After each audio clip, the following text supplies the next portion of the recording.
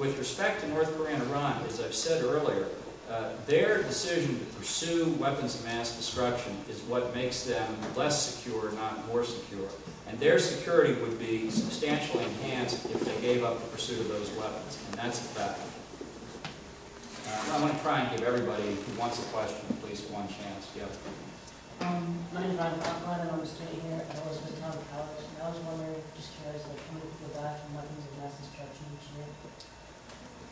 Well, I don't know that that's a number that's identifiable. We do know that in the case of Saddam's use of chemical weapons against Iraqi citizens, that numbers in the hundreds and perhaps thousands died, and in the Iran-Iraq War, we suspect that the number is the same.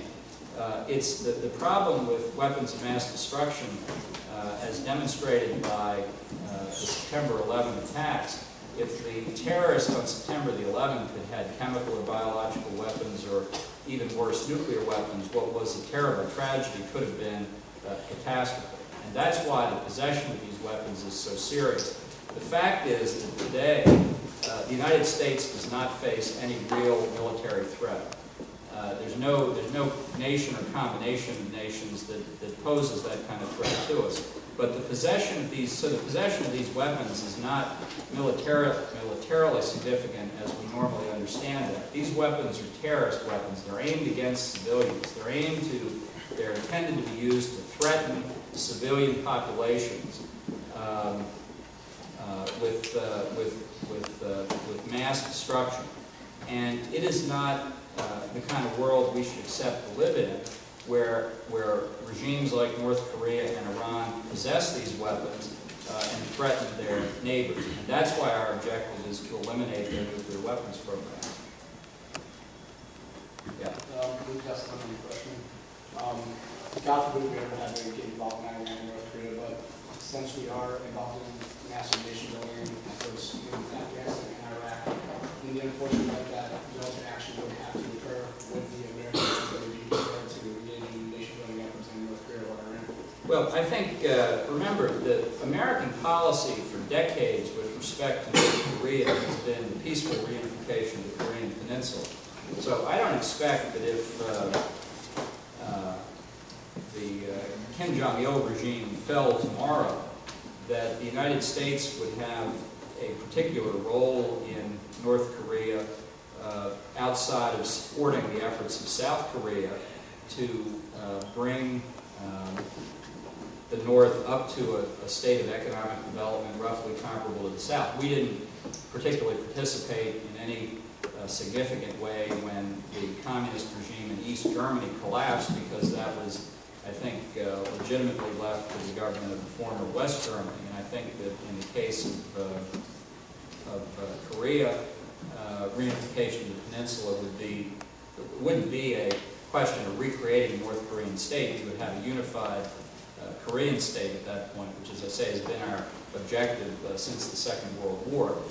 In the case of Iran, I think even more than in the case of Iraq, you have a very sophisticated population, a very well-educated population, and I think that if they could figure out a way to get out from under the government of the mullahs, which recently conducted essentially fraudulent parliamentary elections to strengthen their control over the country, that Iran wouldn't need nation-building assistance from us. I think with a population as educated and sophisticated as they are, they could figure out institutions of representative government without much attention from us. But that's not, and that is something I think many Iranian exiles want to try and do today. And I don't see why we should scoff at the aspiration of people who want to be governed by themselves. That's the way we govern ourselves. Why shouldn't Iranians govern their own country? Why do they have to live under a theocracy?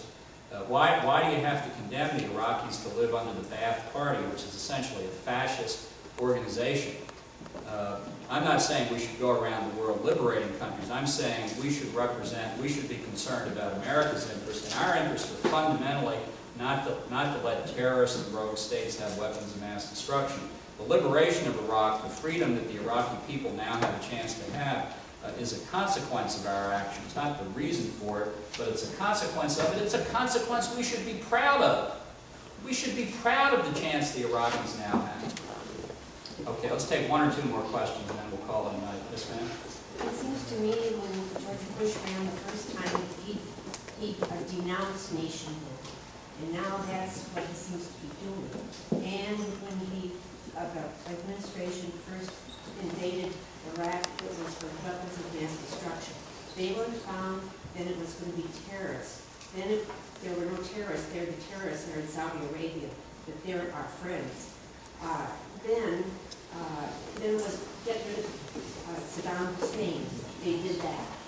But it seems like they keep making excuses. When one thing doesn't pan out, they come up with another excuse. Well, I tell you what, I will send And the you. terrorists are in Saudi Arabia. Yeah, I tell you what, I will send you the articles I wrote in the late 1990s about why we should overthrow Saddam Hussein.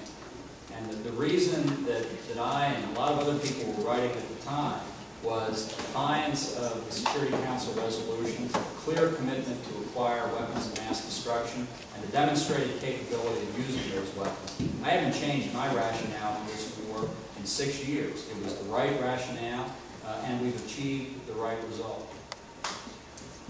Okay, I'm going to take my friend in the back here one more time. Okay, this follows nicely. Thanks for calling on me. I want to Just trying to make your day. I want to try again. Was faulty intelligence part of your argument that Iraq was a gathering threat prior to the war? I think that some of the intelligence was unquestionably wrong about the stocks of weapons of mass destruction. But I've seen nothing that contradicts the concern we have. And in fact, Delfer's report, the Iraq Survey Group report, I think confirms in great detail the intention and the capability that Saddam had to recreate his weapons of mass destruction program.